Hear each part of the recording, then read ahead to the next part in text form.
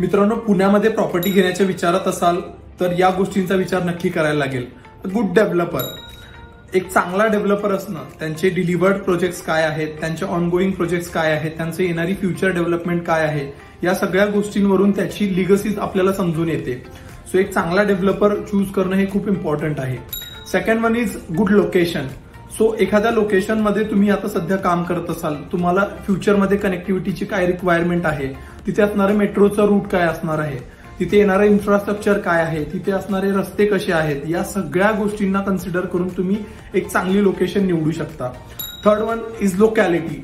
So एक चांगला developer आणि एक चांगली लोकेशन जर तुम्ही निवडत असाल तर अल्टिमेटली तुम्ही एक चांगली लोकॅलिटी तुम्हाला मिळून जाते.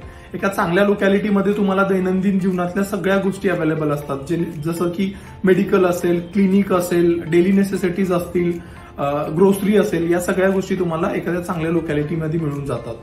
Fourth one is carpet and price. So तुम्हाला ती प्रॉपर्टी इन्व्हेस्टमेंट पर्पजसाठी पाहिजे, तुम्हाला एंड यूजसाठी पाहिजे, या सगळ्या गोष्टी ओळखून तुम्हाला एक कार्पेट निवडायचं आहे. अल्टिमेटली तुमचं एक होम लोनचं कॅल्क्युलेशन आहे. सो त्या कॅल्क्युलेशन, तुमचं ओन कॉन्ट्रीब्युशन गृहीत धरून तुम्हाला एक बजेट निवडायचं आहे. या सगळ्या गोष्टींचं कंपॅरेटिव्ह अनालिसिस करून तुम्ही एक चांगला कार्पेट आणि एक चांगलं बजेट निवडू शकता. Fourth one is a choice of inventory. तुम्ही एखाद्या पर्टिक्युलर सोसायटीमध्ये कुठल्या फ्लॅटमध्ये राहता हे खूप मॅटर करतं. सो तुम्हाला हवी असणारी फेसिंग कुठली आहे, तुम्हाला सनलाईट हवी आहे, तुम्हाला प्रॉपर व्हेंटिलेशन हवं आहे. मान्य करा की तुम्हाला 5 वर्षानंतर ती प्रॉपर्टी रिसेल करायची आहे. सो या सगळ्या गोष्टी तुम्हाला त्या मॅटर करतात. सो एक चांगली चॉईस ऑफ इन्व्हेंटरी असणं खूप गरजेचं आहे. ऍट लास्ट एक चांगला चॅनल पार्टनर किंवा एक चांगला कन्सल्टंट असणं.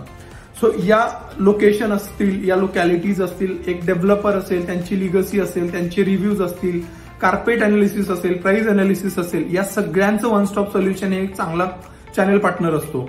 याच्याकडे प्रत्येक गोष्टीचं कंपॅरेटिव्ह अनालिसिस असतं. सो जेणेकरून तुम्हाला त्या गोष्टीची खूप हेल्प होते.